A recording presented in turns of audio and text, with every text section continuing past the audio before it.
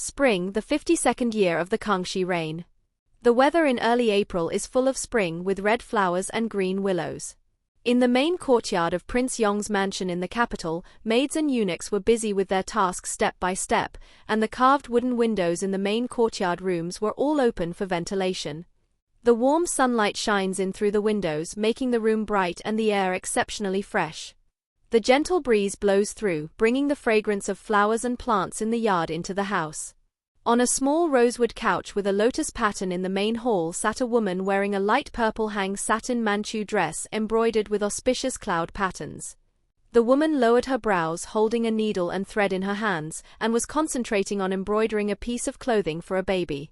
After a while, a maid in green clothes came over, placed a bowl of bird's nest on the red sandalwood table, held the empty redwood tray in her arms, raised her eyes and said to the woman, "Fujin, take a rest."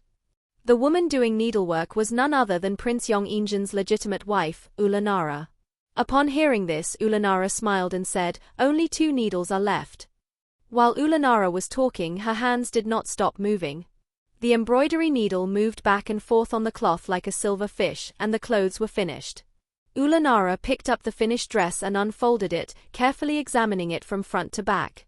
Only then did she reveal a satisfied smile and called out, "Liuying, put this dress together with the ones I made before." A maid in orange clothes came over and said, "Yes, Fujin." Taking the clothes from Ulanara, Liuying stepped into the inner room and put the clothes on the bottom layer of the rosewood cabinet. The maid standing by, wearing green clothes, looked at Ulanara and said, "Fujin, you have made a lot of clothes." Upon hearing this, Ulanara raised her hand and stroked her bulging belly, smiling and speaking in a gentle tone, "Children grow fast, so do more to be prepared." As soon as she finished speaking, Ulanara picked up the blue and white porcelain bowl with twined branches pattern on the low table and began to eat the bird's nest. This bird's nest has been left for a while and is now warm and just right to eat. Ulanara was really hungry, and in a short while the bowl of bird's nest was finished.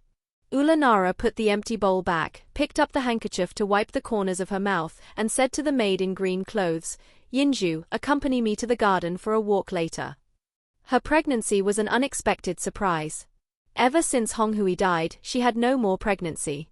The other women in the mansion were getting pregnant one after another, which made it embarrassing for her as the legitimate wife.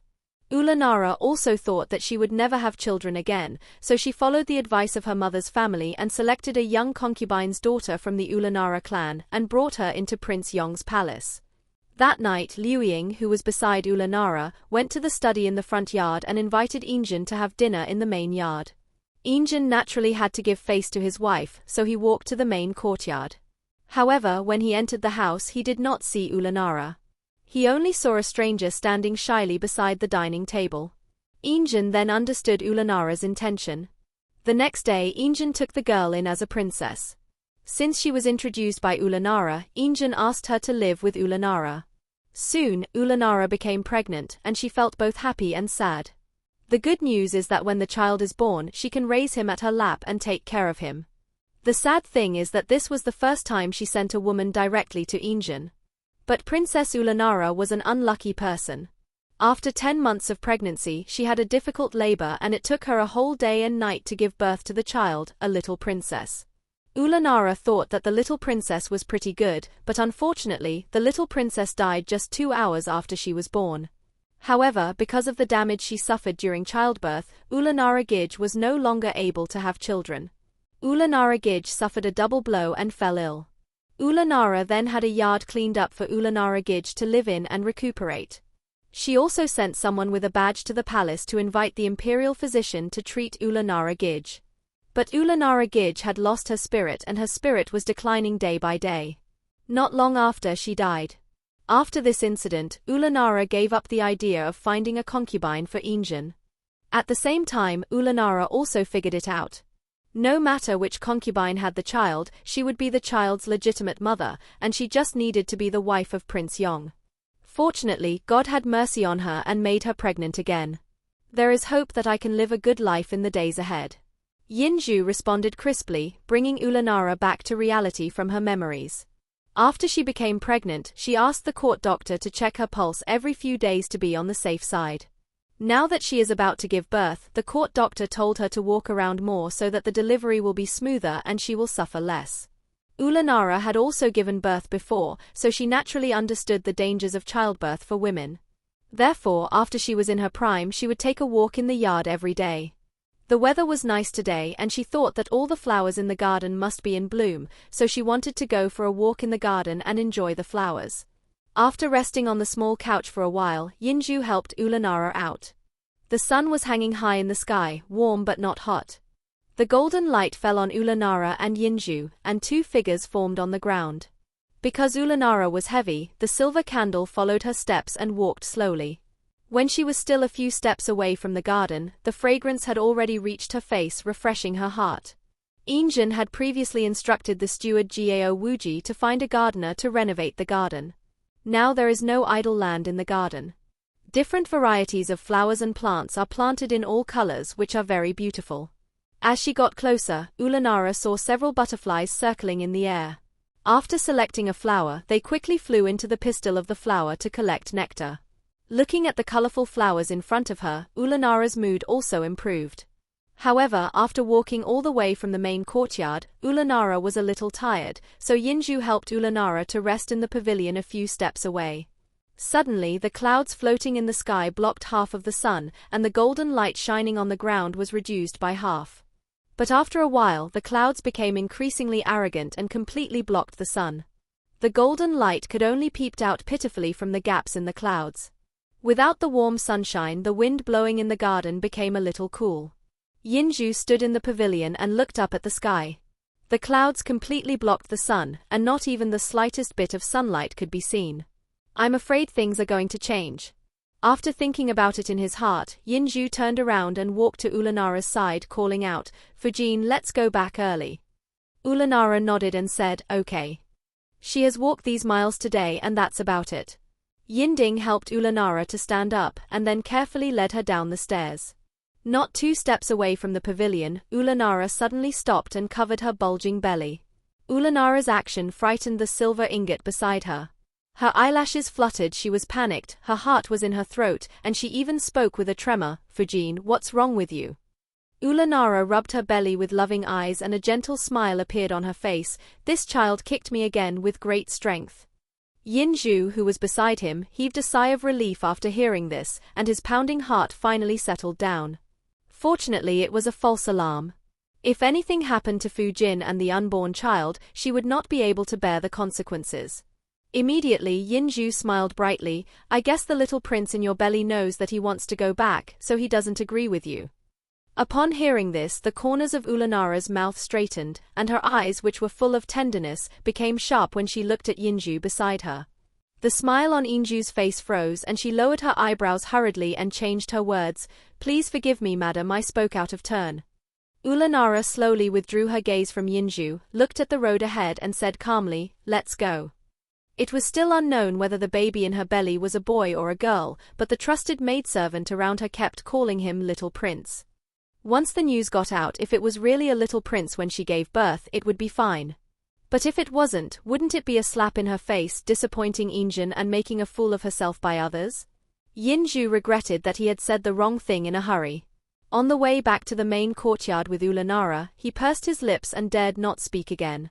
As dusk fell, the young eunuchs in the main courtyard held up lit red lanterns and hung them under the eaves, and candles were also lit on the candlesticks in the house. There is no bright moon in the sky, only scattered stars in the boundless ink-black, which seems a little lonely. In the room, Ulanara was sitting at the rosewood octagonal table, preparing to have dinner, when she saw a tall figure appear on the door frame, casting a shadow. Ulanara looked up and saw who was coming. Just as she was about to stand up and salute, she saw Yinzhen stride over to her, support her and say, "No need to be polite, madam." Then, Yinzhen lifted a corner of his robe and sat next to Ulanara. Liu Ying came over with a set of bowls and chopsticks and placed them in front of Yinzhen. Yinzhen's eyes moved from Ulanara's face to her bulging belly and then asked, "How is Fujin today?" Ulanara stroked her belly and nodded, "Okay." The brief chat ended, and then the only sound that could be heard was the clatter of dishes and chopsticks. The silver candles and fireflies standing nearby had already gotten used to this quiet and somewhat cold atmosphere. The dinner was quickly finished.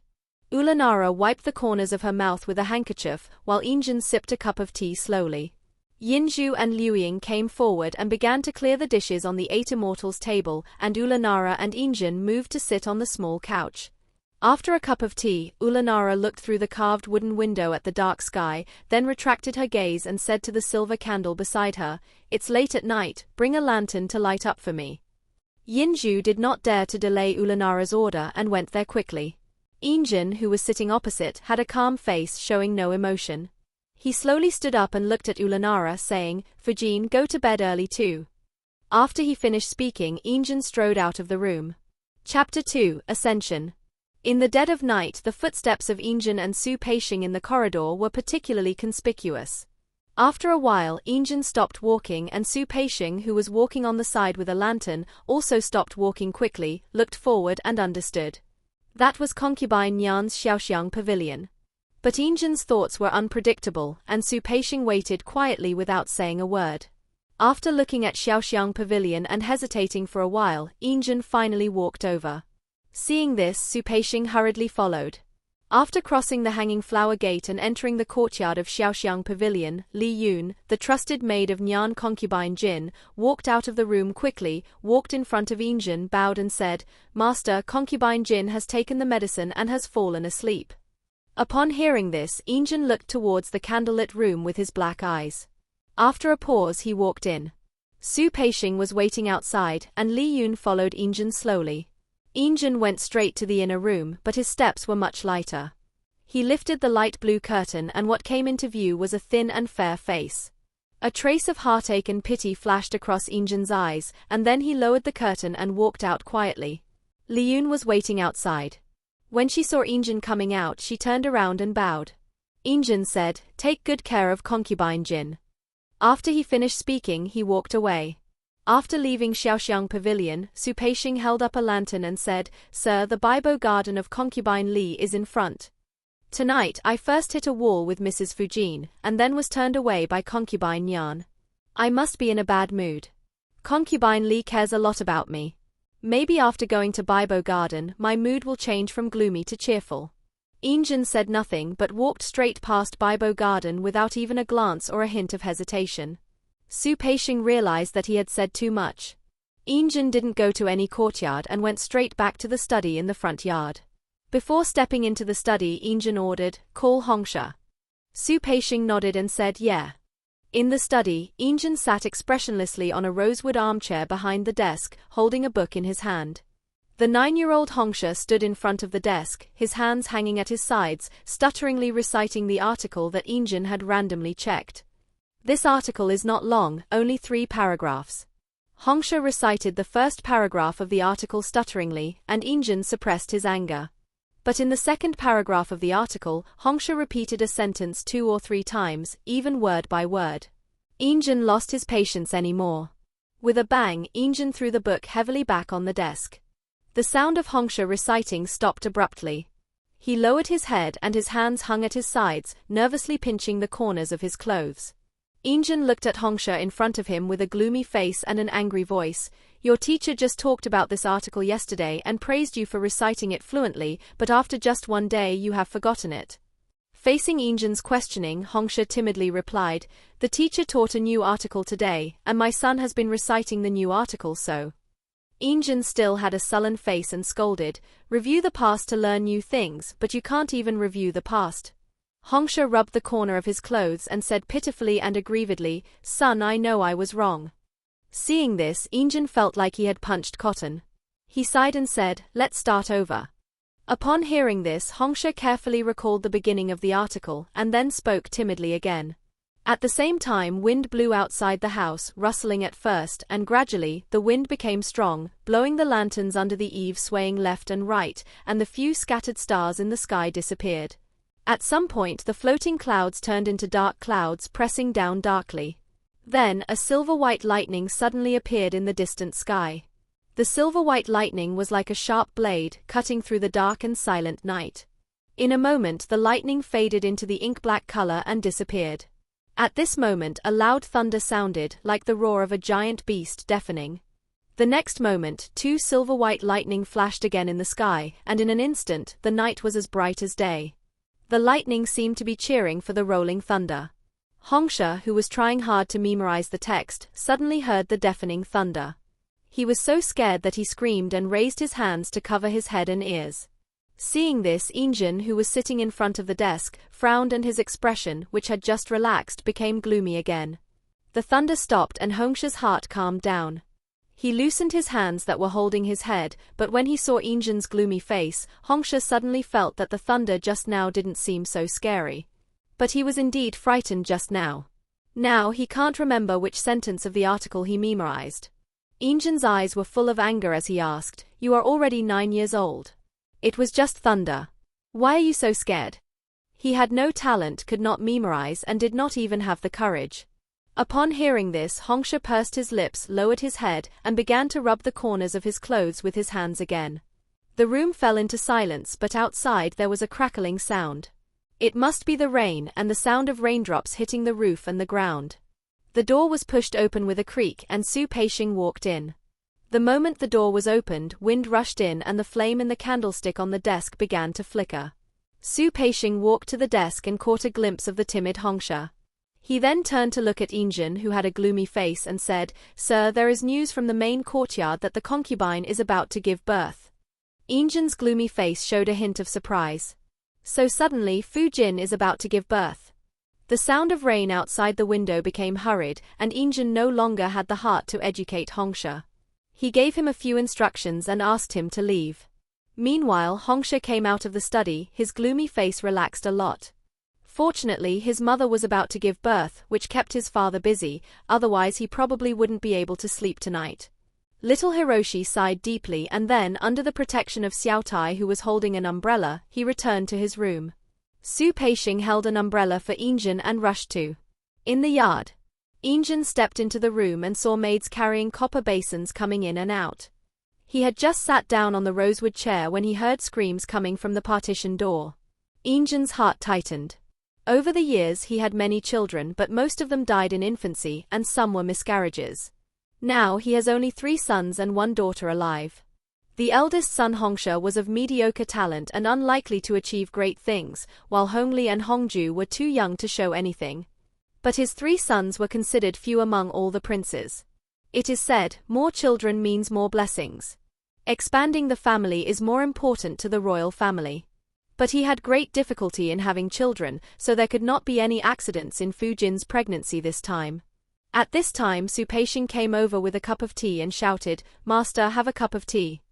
Yinzhen regained his consciousness and said calmly, "Leave it there." He was feeling depressed and had no mood to drink tea. In the inner room, lying on the bed, a layer of fine beads of sweat oozed out of Ulanara's forehead. Because of the pain in her lower body, Ulanara's 2 hands were tightly clutching the quilt covering her body. Liu Ying was standing at the head of the bed, holding a handkerchief in her hand, carefully wiping the sweat from Ulanara's forehead. Yinzhu, who was standing at the foot of the bed, directed the maids to bring hot water and clean towels.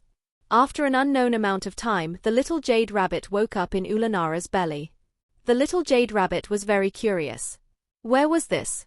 He remembered that he was walking in the forest when he was suddenly struck by a bolt of lightning and then fell into a coma. Oh, little Jade Rabbit remembered. He had heard from the elders of the Jade Rabbit fairy clan that heavenly thunder was different from ordinary thunder and was extremely rare. If one could be struck by heavenly thunder and remain unharmed, it would mean that one had successfully survived the calamity and could ascend to become a god.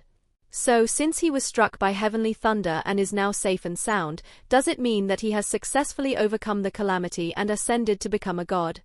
But this place doesn't look like heaven. Just when the little Jade Rabbit was puzzled, suddenly a strong light shone in, and the little Jade Rabbit subconsciously squinted its eyes. "Come on, Fu Jin. It's almost out." Little Jade Rabbit heard someone talking outside, a woman's voice. Could it be someone from heaven? While Xiao Yutu was thinking, a woman's voice came from outside again, and her words seemed to be a little excited. "Push harder, try harder." Is this talking to him? Little Jade Rabbit was skeptical, but at this moment she heard another woman's scream. Before little Jade Rabbit had time to figure out what had happened to the screaming woman, she was pushed forward by a mysterious force. Could it be that someone in heaven is helping him? Does his going out mean that his ascension was successful? Little Jade Rabbit couldn't figure it out, so he simply gave up thinking about it. This place was a bit narrow, so he decided to go out and leave first. After the little rabbit figured it out, it rushed out with the help of this mysterious power. The woman outside could be heard shouting in joy, "It's born, it's born!" Little Jade Rabbit felt himself being held in the arms of the woman who was speaking, and he felt very happy. He must have succeeded in ascending to heaven. Ouch! The people in heaven are so weird. Their way of celebrating for him is pinching his butt. Maybe it was because he had just successfully survived the ordeal and his body was too weak, so the pinch on his butt really hurt and he actually started crying. Yinzhen, who had been worried outside, felt relieved when he heard the loud crying coming from the partition door. After giving birth, Ulanara was very weak, but she still held on to her last breath and watched the midwife put the baby in the cradle and hold it to her side. When Ulanara saw the child, a smile appeared on her tired face, and she weakly called out, "My dear, my dear." While speaking, Ulanara used all her strength to raise her hand and touch the child's soft cheek. Then, Ulanara lost all her strength and fell into a coma. Little Jade Rabbit is even more confused. "Good boy?" Is the woman in front of him calling him? But he is not called Guibao. What is mother? However, what Xiao Yutu knew clearly was that the woman in front of him had no hostility towards him, and even looked at him with eyes full of tenderness and love. Moreover, it was so strange that he felt so comfortable when the woman reached out and touched his face just now. But why did the woman fall asleep again? Her face was covered in sweat and she looked very tired. Wait, the voice she just spoke sounded so familiar. Yes, she was the woman who screamed. Before little Jade Rabbit could figure out the situation, he was picked up again by a smiling woman. Xiao Yutu remembered that this woman was the one who helped him escape.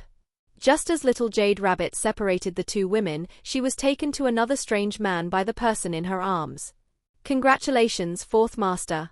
Congratulations, Fourth Master. Your Majesty has given birth to a little prince." The woman's words once again aroused little Jade Rabbit's curiosity, but his eyelids were so heavy that he couldn't open them. Then the little Jade Rabbit closed its eyes. Yinzhen was holding the sleeping baby in his arms. He usually did not show his expression, but now he had a gentle smile on his face. Yinzhen said cheerfully, "Reward."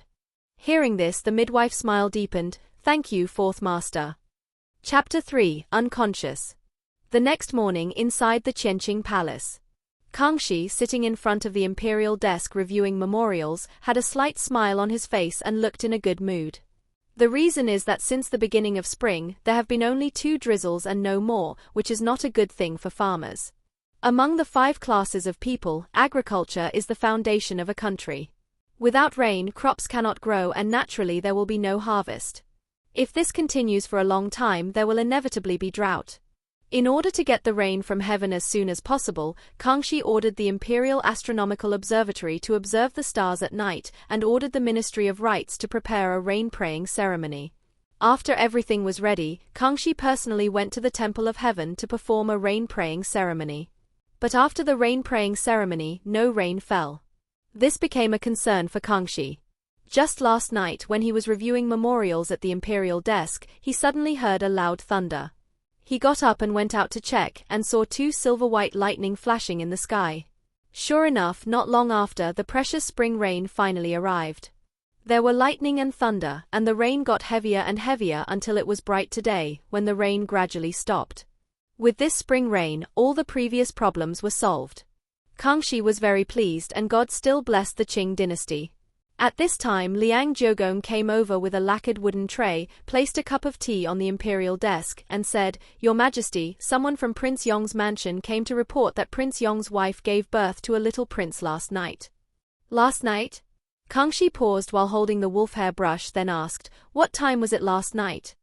Liang Jiugong heard this and reported the truth. The people in Prince Yong's mansion said that after a thunderbolt last night, Prince Yong's wife's fetus moved.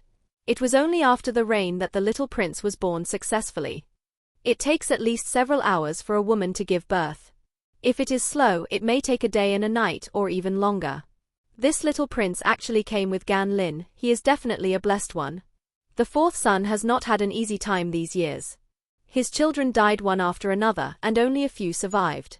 He couldn't help but think of his early years when his own children also died one after another. Some people even used this as an excuse to curse the Qing dynasty for having no successors and that its luck was about to end. But what about it now? The royal descendants are thriving, and the Qing dynasty is thriving under his governance. Now the fourth son has a legitimate son, and all the hardship has finally paid off. Kangxi regained his consciousness and instructed Liang Jiugong, "Go to the storehouse and pick out a few good ones, send them to Prince Yong's mansion, and give them to Prince Yong's wife and the little prince." This can be considered a double blessing. Inside Prince Yong's mansion the heavy rain had stopped, but the yard was still littered with fallen leaves and petals, as well as many large and small puddles of water. The maids and eunuchs in charge of sweeping and cleaning took the cleaning tools, divided the area they were responsible for and began to clean.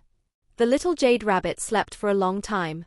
It was already noon, and even Ulanara, who was in a coma due to weakness caused by childbirth, had woken up, but the little Jade Rabbit was still there. Ulanara had a soft gold-woven pillow behind her waist, her head against the headboard, holding the little child in her arms, but she felt something was wrong. A newborn baby should be eager to drink milk to replenish his strength, so why would he sleep all the time? A bad idea came to Ulanara's mind. Although Ulanara herself rejected this idea the next moment, but looking at the sleeping little person, Ulanara still stretched out a finger to feel the child's breath. Ulanara breathed a sigh of relief. Fortunately, it was not what she thought. It was because Princess Ulanara had left such a deep impression on her that she was afraid that her newly born child would follow in the footsteps of that little princess who died young. At this time Yinzhu came over and reported, "Fujin Li Sefu."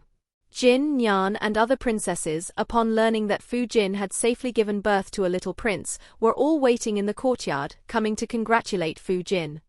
Although Li and Nyan were both concubines, Nyan was superior to Li in terms of family background, talent and favor. However, in terms of seniority and offspring, Nyan is not as good as Li. Therefore, in the mansion, concubine Li's status is still slightly higher than concubine Nyan's. Therefore, when Yinzhu reported, he placed concubine Li in front of concubine Nyan. Congratulations. Whether these women were sincere or fake, Ulanara was not in the mood to see them now. Then Ulanara said, "Just tell them that I am weak after giving birth and cannot meet guests. Wrap the silver in red envelopes and give them to them. Then send them back. Don't forget to call the court doctor in and tell them that I am weak and tired." The fact that the child was in a coma must not be spread out, so Ulanara could only use herself as an excuse to call the court doctor in to check on the child. Yinzhu responded and went to do it. By this time the sun had risen very high, and the bluestone bricks in the yard were scattered with sparkling golden light.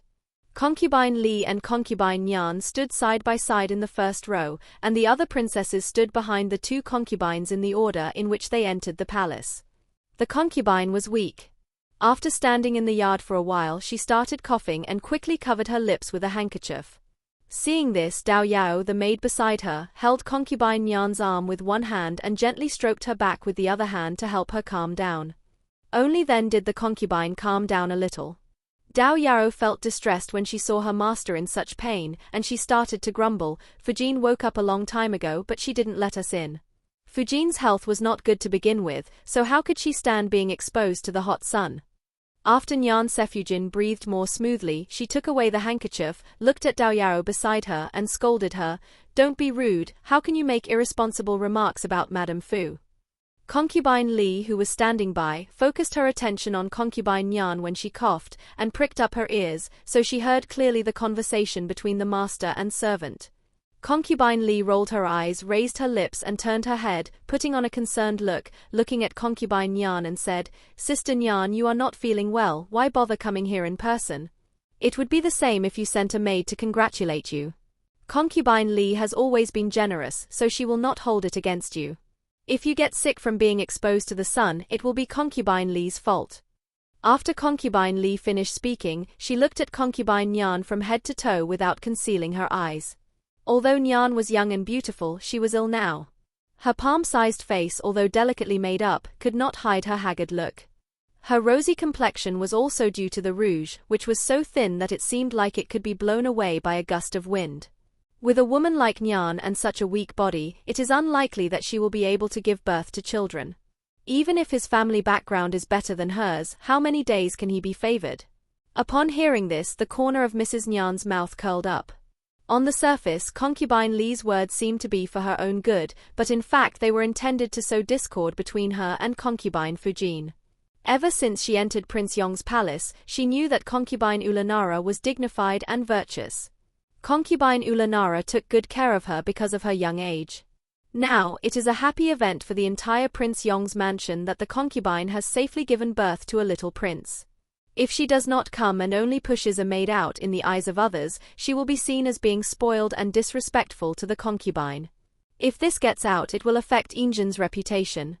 However, now that she is here, concubine Li says these caring words in a hypocritical way, with the purpose of making her hate concubine Li. Her poor health was her own business, and it was reasonable for her to congratulate Lady Fujin. Everyone could stand in the sun, so she could do it too. Besides, it didn't take long to wait. Concubine Nyan suppressed her thoughts and looked at concubine Li with a smile on her face. Sister Li, since you know that I am not feeling well, you should talk less to me. You said that if I don't respond to you, it would seem that I am arrogant. If I respond to you, I will waste my energy and words and breathe in cold air. If my condition worsens, whose responsibility will it be? The concubine spoke for too long in one breath, and as she said, as her mouth opened and closed, cold air was inhaled into her throat, and she began to cough again. Concubine Li was speechless after hearing what concubine Nyan said. Seeing concubine Nyan coughing violently, she knew what Yinzhen was thinking.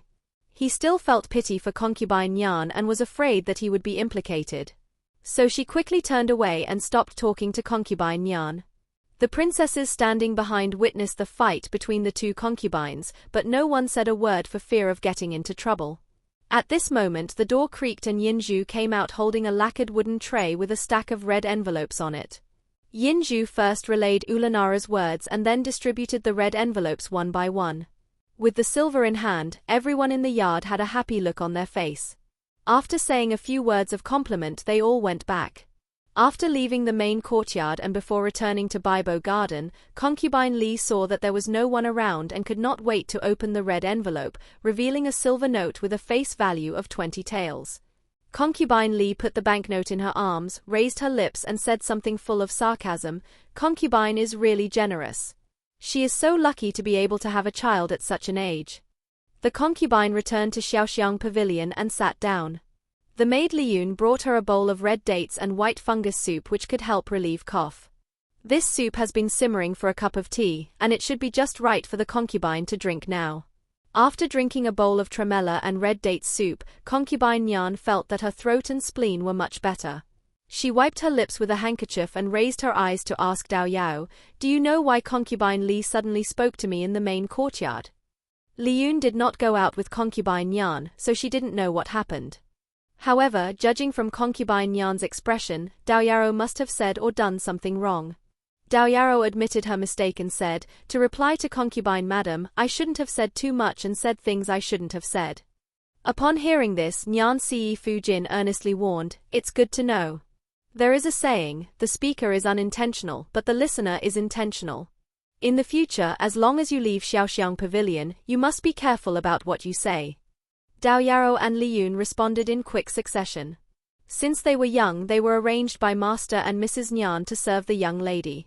When the young lady got married, the two of them came along as part of the dowry and became concubine Nyan's trusted maids.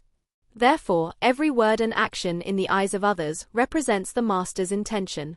In the main courtyard, the court physician Liu Tsongnan entered the main courtyard carrying a medicine box, and Ulanara went straight to the point and explained the whole story. Then, Liu Tsongnan began to examine the baby in the cradle. Liu Tsongnan was originally a roaming doctor who was well informed and skilled in medicine. However, he was unwilling to be a doctor because he yearned for freedom. Once, Kangxi sent Yinzhen to Jiangsu and Zhejiang on a business trip, where he met Liu Tsongnan by chance. At that time, Liu Tsongnan was in danger of being killed because he exposed the truth that a prominent local drug dealer was selling inferior products as good ones, mixing fake drugs with real drugs to deceive the people. It was Yinzhen who came to the rescue and brought the cheating drug dealer to justice. Yinzhen saved Liu Tsongnan's life. After the two had a detailed chat, they found that they had similar personalities, so Liu Tsongnan decided to follow Yinzhen. From then on, Liu Tsongnan became the palace physician. When Ulanara saw Liu Tsongnan finish examining the child, she asked anxiously, "Dr. Liu, why is this child unconscious?" Chapter 4 Scoring Twice. Liu Tsongnan understood Ulanara's feelings and said slowly, "Madam, the young prince is in good health and there is nothing wrong." Upon hearing this, Ulanara looked at the motionless child in the cradle. If there was no problem, then why had her child been sleeping since last night? And now even with two adults talking so loudly they couldn't wake him up?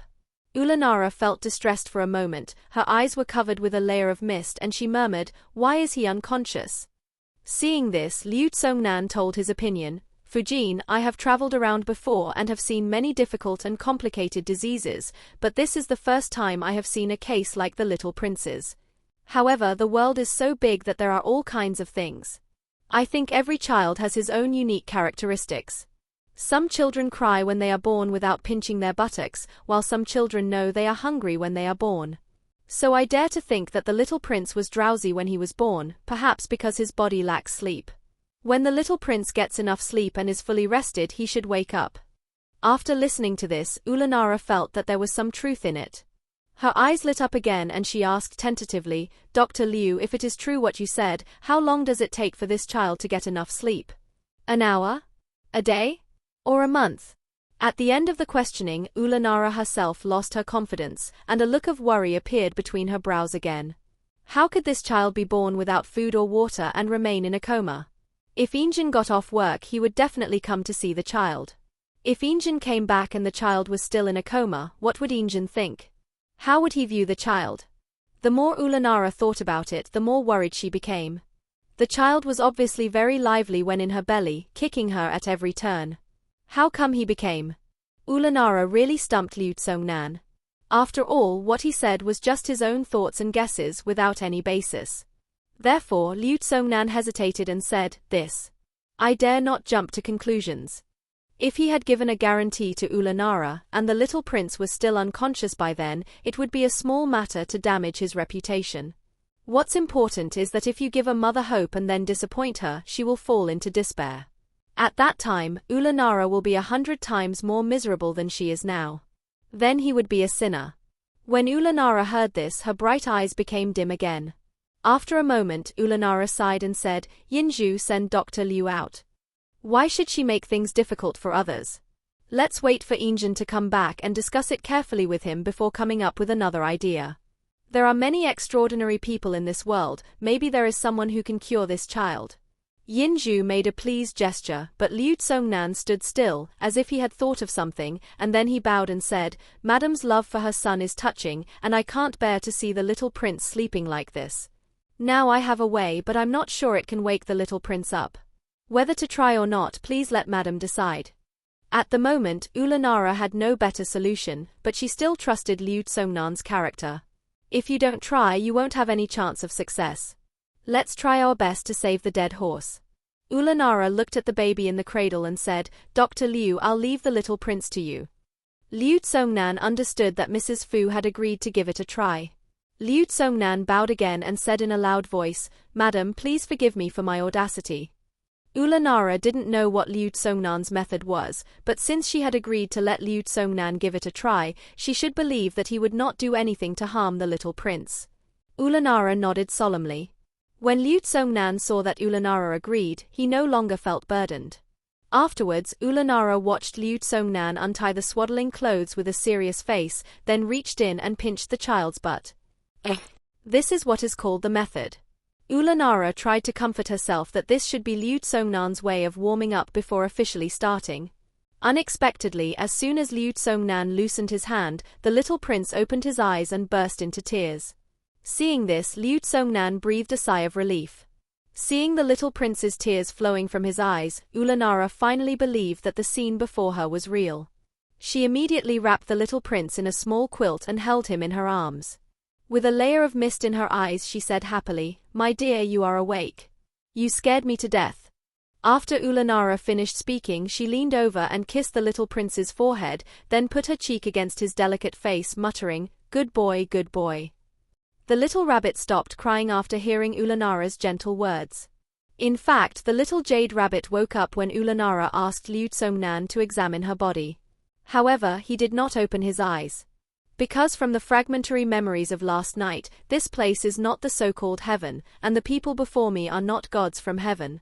He himself did not ascend to become a god, but turned into the form of a little baby. In order to figure out where he is, who the people in front of him are, and which baby he has turned into, the little Jade Rabbit decides to continue pretending to be asleep. At the same time, little Jade Rabbit also wanted to see the medical skills of the man called Dr. Liu. Xiao Yutu heard everything that Dr. Liu said to Ulanara later, and he had to admit that Dr. Liu was indeed amazing. He had been feeling tired since last night, his eyelids felt heavy and he couldn't lift them, and he fell into a coma. I guess it was because I was struck by lightning. Dr. Liu was right. He really needed sleep to replenish his spirit and energy. Through the conversation between Ulanara and Liu Tsongnan, little Jade Rabbit came to the conclusion that he was struck by thunder and traveled to the Qing dynasty hundreds of years ago and became a newborn baby. That's right, he transformed from a Jade Rabbit fairy into a human. To be precise, he is now a human cub. The woman who had been holding him and called herself Niang was his biological mother. Last night the woman screamed so miserably because she wanted to give birth to him from her belly. It can be said that the first place he went to after traveling to the Qing dynasty was this woman's belly. The Jade Rabbit fairies have a long lifespan, so even though he is considered very young among the Jade Rabbit fairies, he has lived for hundreds of years. There are two main ways for the Jade Rabbit fairy to reproduce. One type is the offspring born by the female Jade Rabbit spirit after the mating of the male and female Jade Rabbit spirit. This type is the Jade Rabbit spirit with ordinary qualifications. The other type is the Jade Rabbit spirit, which is formed by gathering the spiritual energy of heaven and earth and absorbing the essence of the sun and the moon. This kind is the Jade Rabbit spirit with excellent qualifications. The little Jade Rabbit is the latter. Moreover, because this kind of Jade Rabbit spirit has excellent qualifications, the possibility of it surviving tribulations and ascending to become a god is higher than that of Jade Rabbit spirits with ordinary qualifications. However, little Jade Rabbit had never heard that any of their Jade Rabbit spirits had traveled through time and space and become humans after being struck by lightning. Little Jade Rabbit can be considered the first person in history. Although the little Jade Rabbit used to live in the forest, he would also sneak away to the human world to play. After all, he has lived for hundreds of years and knows a lot about the changes in the world. However, according to the information he currently has, he should have been born into a family of a Qing dynasty prince, but he is not sure which prince it is. Anyway, the days to come should be very good. After little Jade Rabbit figured out his identity, he heard his mother asking Dr. Liu to leave. He thought that he would just open his eyes after Dr. Liu left. It was incredible that Dr. Liu actually told his mother that there was a way to wake him up. He thought Dr. Liu was bragging, so he gave up the idea of waking up and wanted to see what method Dr. Liu would use to wake him up. But he never expected that the way Dr. Liu woke him up was to pinch his butt. Moreover, the place where Dr. Liu pinched was the same place where the midwife pinched last night. Because he had completely turned into a little baby, the pinch from Dr. Liu was too painful for him to bear, so he could no longer pretend and burst into tears. The little Jade Rabbit is a little Jade Rabbit spirit that was transformed from the spiritual energy of heaven and earth, so it does not understand the concept of parents and does not need parents. In the forest, he sometimes saw other little Jade Rabbits following their parents like a little tail. He did not envy them but just did not understand. Why do we have to have 3 people do something that can be done quickly by one person? However, after he fell into a deep sleep and started crying after being pinched on the buttocks, the woman who claimed to be her mother was so worried and gentle. She held him in her arms and coaxed him softly as if he were her baby. Little Jade Rabbit seemed to understand a little bit that this woman, whom he should call mother, cared about him very much and loved him very much. So the little Jade Rabbit was immersed in the gentle embrace of Ulanara and even forgot to cry. After Ulanara saw the little prince in her arms stop crying, she noticed out of the corner of her eye that Liu Tsongnan was still standing there. Then, Ulanara raised her eyes and said, "Liu Ying, take 20 taels of silver and give it to Dr. Liu." Upon hearing this, Liu Tsongnan bowed and declined, saying, "It is my duty to treat the young prince. Besides, the young prince just slept a little deeply and was not sick. I dare not take credit for it." Ulanara smiled and said, "That being said, you have thought of a solution and tried your best to share my worries. This is a credit. Don't refuse it anymore." Seeing that Ulanara insisted on giving it, Liu Tsongnan bowed to thank her, and then reached out to take the 20 taels of silver note from Liu Ying's hand. Little Yutu was anxious. Although Dr. Liu was a skilled doctor, how could her mother give him 20 taels just for pinching his butt? His butt still hurts. He didn't agree. The injured little but Ruru also refused. But he couldn't speak now, so he could only try his best to make a hum sound to express his protest. Sure enough, the movements of the little Jade Rabbit attracted the attention of Ulanara. "What's wrong, sweetie?" Of course, Ulanara would not understand what he meant, and Dr. Liu had already put the 20 taels of silver into his arms. No, the little rabbit continued to hum, but his arms and legs were too soft, and he was wrapped in a small quilt, so he couldn't move at all. Ulanara asked speculatively, "My dear, are you hungry? He has slept for so long and hasn't had a single sip of milk. He must be hungry." Little Jade Rabbit gave up struggling, her mother would never understand. However, he was really a little hungry, so he snorted obediently. Ulanara smiled and then shouted to Yinzhu, "Call the wet nurse quickly." Yinzhu left immediately. Dr. Liu also went out carrying the medicine box. The little Jade Rabbit looked at Ulanara with a confused look. Wet nurse? Chapter 5, When in Rome, do as the Romans do. Little Jade Rabbit remembered that human cubs need to drink milk.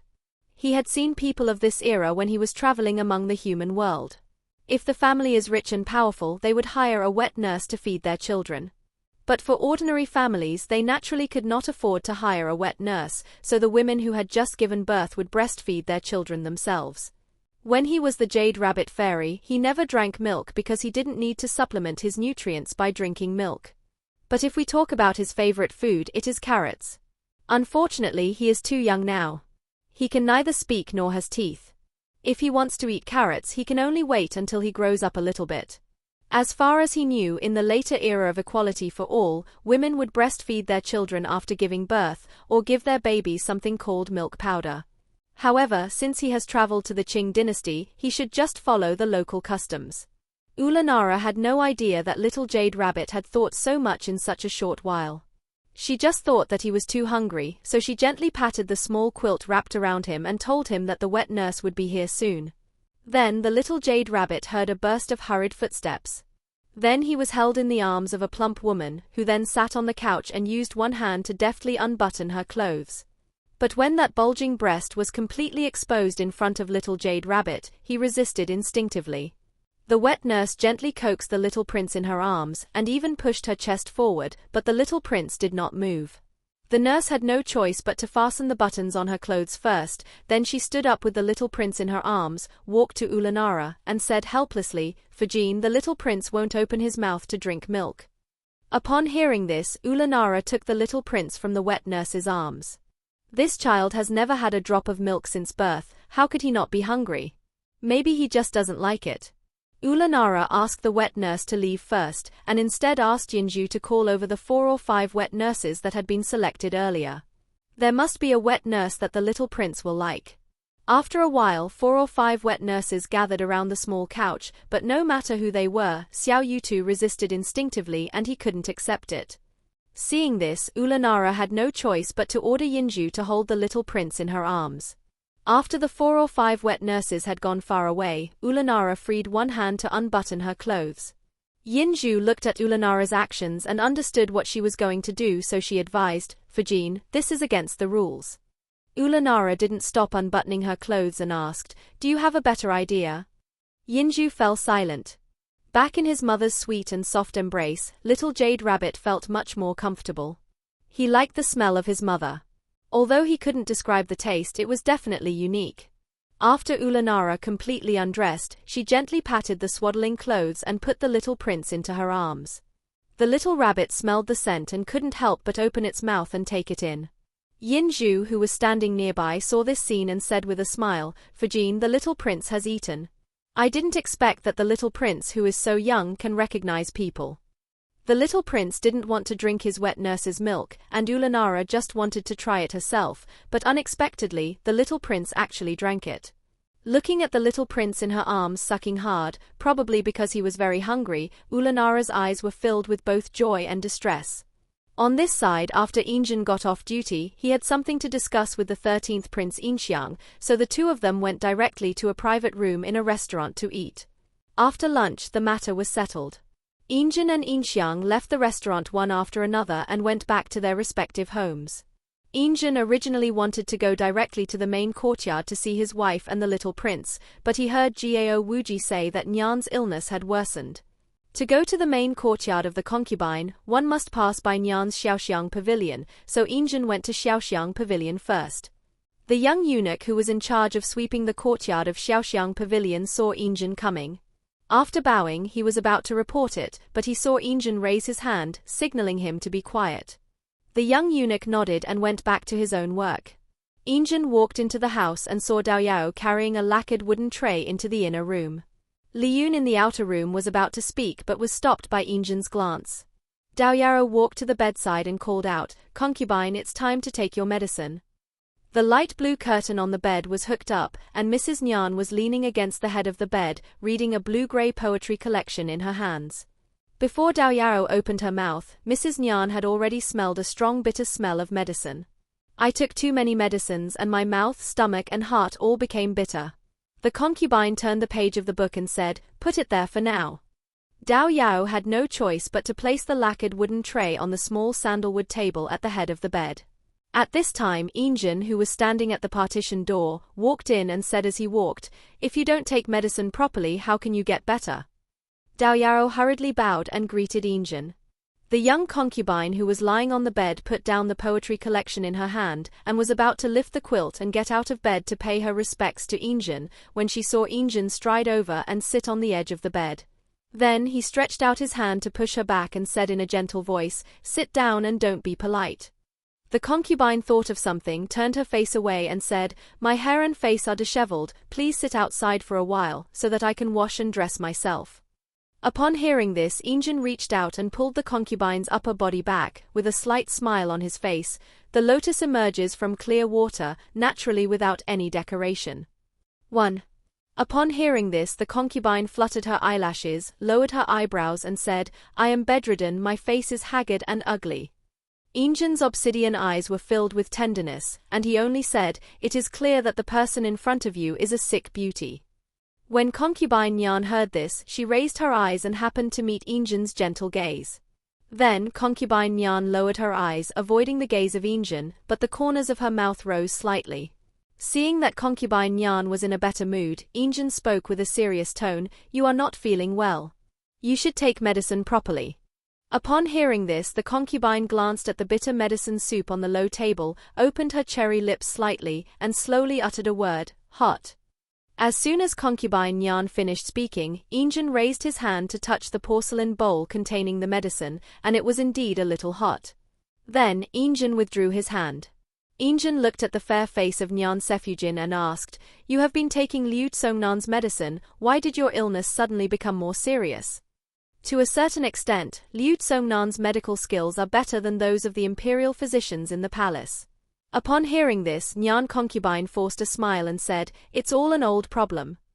Dao Yao, who was standing by, saw this and said, "Master, this morning the concubine and other masters in the mansion went to the main courtyard to congratulate the concubine. Concubine Li knew that the concubine was not feeling well, but she deliberately chatted with her. After a lot of conversation, the cold air entered her stomach, and when she came back, the concubine felt uncomfortable. Dr. Liu said that the cold air entered her body, which aggravated her condition. Nyan Sefujin raised her eyes, looked at Dao Yao and pretended to scold her, "You talk too much." Dao Yao pursed her lips and lowered her eyebrows. After hearing this, Yinzhen frowned slightly with a hint of displeasure, but his eyes were still gentle as he looked at Nyan Sefujin. "Li is a chatterbox, you don't have to pay attention to her. Although Sister Li and I are both concubines, Sister Li entered the mansion earlier than me and gave birth to a pair of children for Master. She has worked hard and made great contributions. If I ignore her, wouldn't I be spoiled by her favor?"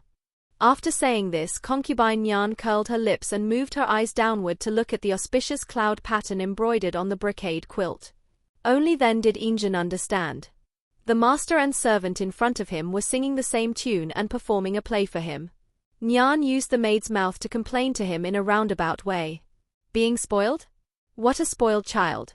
Yinzhen raised the corner of his mouth, raised his hand and pinched Nyan's chin, forcing her to look up. Then, Yinzhen leaned over and kissed the corner of Nyan's lips lightly. The corners of her lips were warm and soft. Yinzhen stayed there for a brief moment and then left. Concubine Nyan was caught off guard. When Yinzhen approached her, she was stunned and her mind went blank. After Yinzhen released her lips, concubine Nyan Ce belatedly realized that she was shy. Her thick eyelashes fluttered twice like small fans and a blush appeared on her fair face. Yinzhen's lips. A little cold. As the concubine recalled the past, Yinzhen's low and somewhat magnetic voice came out slowly. Who in the entire Prince Yong's mansion dares to say that you are spoiled by your favor? As for the maid Dao Yao, she tactfully retreated when she saw Yinzhen kissing Nyan.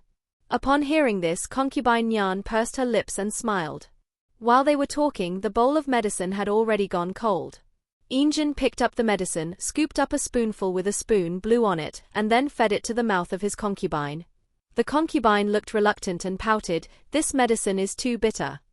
In the past, when Mrs. Nyan took medicine, snacks such as candied fruits were indispensable. Today, on the lacquered wooden tray on the small table beside the bed, there was a bowl of black medicine and 2 small plates of snacks.